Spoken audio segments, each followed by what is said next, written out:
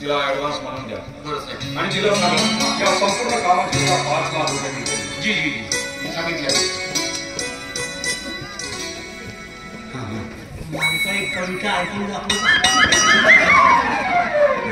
काम नाही आपण तुझा नाही द्यायचा नाही का तुझं प्रमोशन होऊन जाईल. ऐक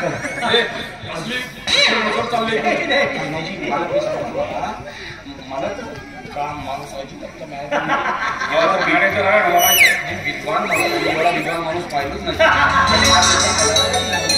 विद्वान आकारीमध्ये विद्वान जी नाहीतर त्याचा विद्वान की आजपर्यंत मी कधी बघितला नाही म्हणून म्हणतो.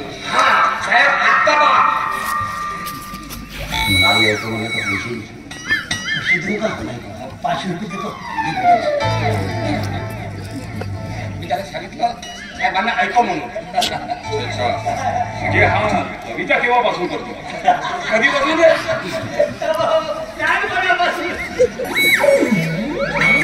काही काय एखादा आपला प्रोग्राम वगैरे असला की याला कविता ऐकवायसाठी आणि साहेब त्याची सवय आहे पैसे देऊ देऊ कविता तुला पगार जास्त झाला की काय? मला प्रचार करायचा आहे. मला खरी जायचंय. हात पुसून सांगायचंय मी कवी आहे. मला तर पहा मनाच्या धुंदीत छान शब्द आहे. हो पुढे पुढे मनाच्या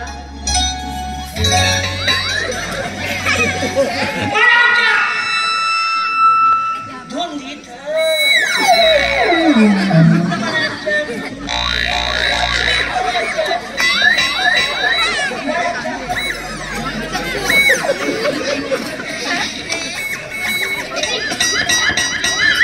पुढे काय? आलं लक्षात. पुढे काय?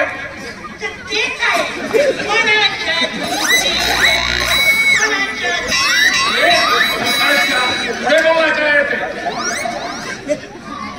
सगळे साजरी तुम्ही त्या लावलेल्या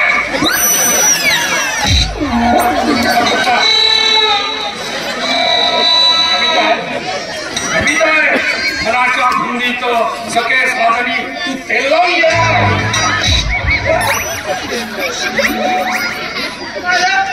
सगळं मनाला पैसे द्या म्हणून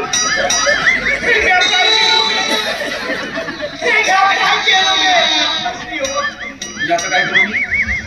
माझी कविता ऐका. बसा तुम्ही कविता ऐका. मनाच्या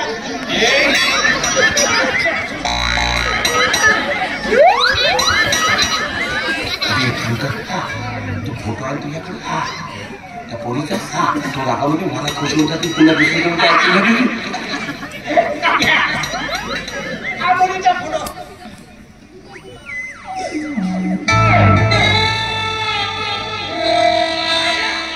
हा मुलीचा फोटो आहे. हाच मुलीचा फोटो आहे. अरे मुलीचा फोटो मी शोधून काढलेला आहे. मुलीचा फोटो म्हणून एका म्हशीचा फोटो देतोय का? मनाच्या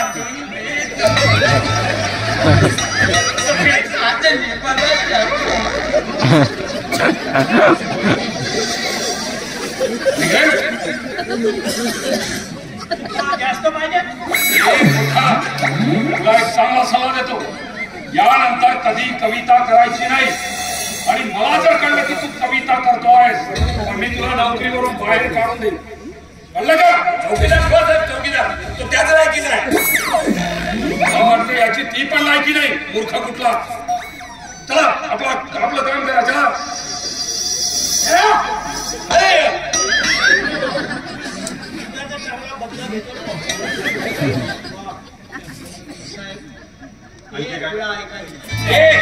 मूर्खाचा जोडा मारीन मी तुला.